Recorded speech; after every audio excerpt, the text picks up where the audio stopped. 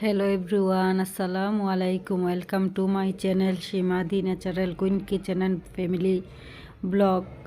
আজকে আপনাদেরকে mutton curry করে দেখাবো।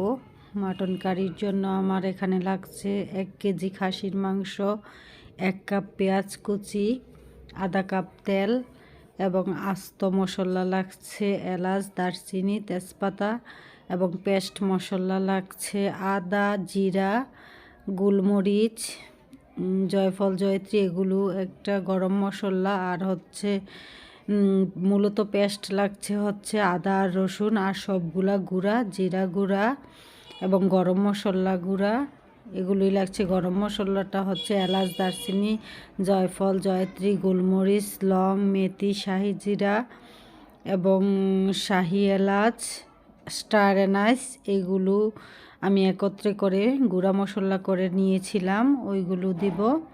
এখন চলে যাচ্ছি মূল রেসিপিতে। এখন হচ্ছে আমার এই যে দেখুন, আমি স্মেল আসা পর্যন্ত আমি আস্ত মশলাগুলোকে ভেজে নিয়েছি।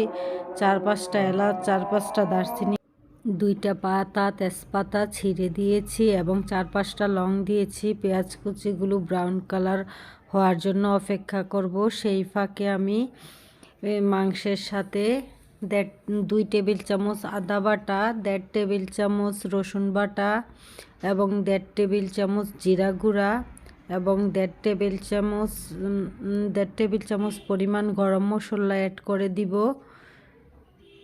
এবং 1 চামচ হলুদের গুঁড়া, 1 চা চামচ হলুদের গুঁড়া, 2 চা চামচ মরিচের গুঁড়া, 1 চা চামচ ধনিয়ার গুঁড়া এবং 4-5টা মেথি দিয়ে দিব, আস্ত মেথি এবং 1 টেবিল চামচ পরিমাণ লবণ।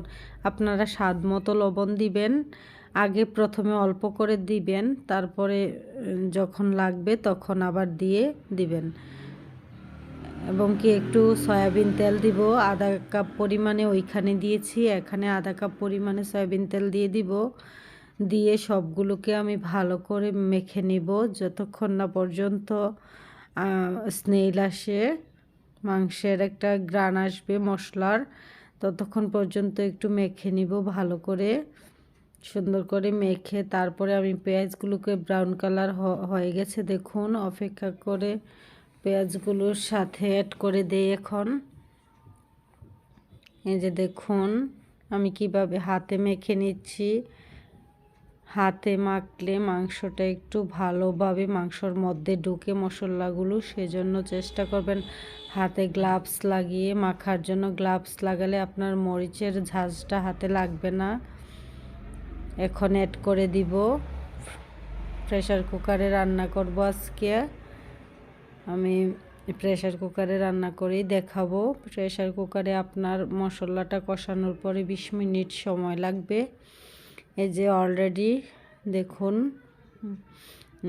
কি হচ্ছে, মাংসগুলো অলরেডি বলক উঠে গেছে।